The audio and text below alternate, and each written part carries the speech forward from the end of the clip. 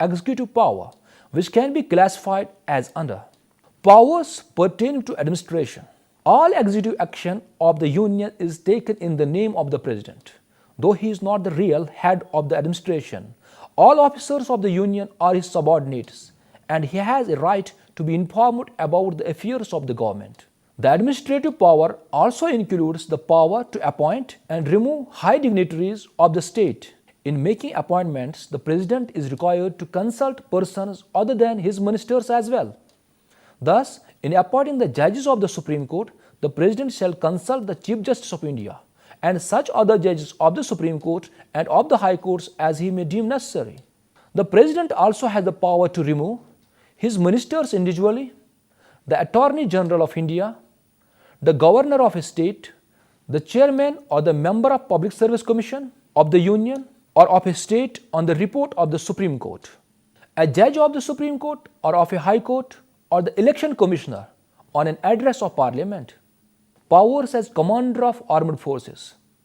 The supreme command of the defense forces is vested in the President, but the Constitution expressly lays down that the exercise of this power shall be regulated by law.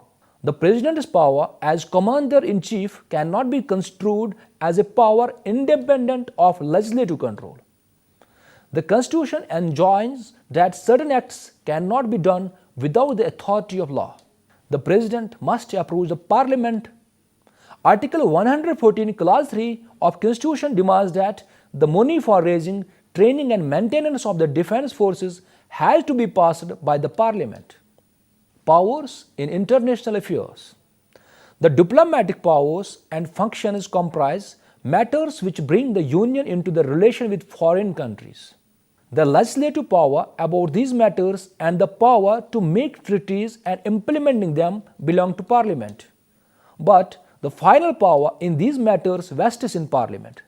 The task of negotiating treaties and agreements subject to ratification by Parliament vests with the President, who acts on the advice of his ministers. He has the power of appointing Indian diplomats to other countries and of receiving foreign diplomats as recognized by Parliament. Powers over legislation. Like the English Crown, our President has the power to summon or prorogue the Houses of Parliament and to dissolve the Lower House. He can summon a joint sitting of both Houses of Parliament in case of deadlock between them. Article 85 and 108. He addresses both Houses of Parliament assembled together at the first session of each general election to the House of the People, and at the commencement of the first session of each year, he informs Parliament of the causes of its summons. Apart from the right to address, the President has a right to send messages to either House of Parliament about pending bills or to other matters which the House must consider. The President has the power to send messages not only on legislative matters but otherwise also. The President has been given the power to nominate 12 members to the Council of States, persons who possess special knowledge or practical experience of literature, science, art or social services. He is also empowered to nominate not more than 2 members to the House of the People from Anglo-Indian community, if it is not adequately represented in the House. Powers in matters of finance.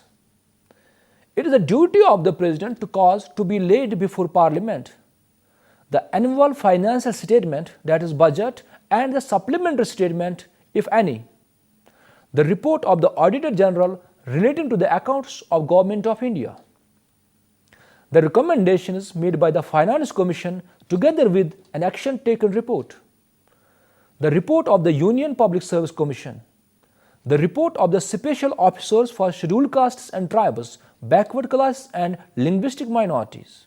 The Constitution requires the previous sanction of the President for introducing legislation on certain matters. The courts are debarred from invalidating any legislation on the ground that the previous sanction was not obtained, and the President has assented to the legislation, Article 255 of the Constitution.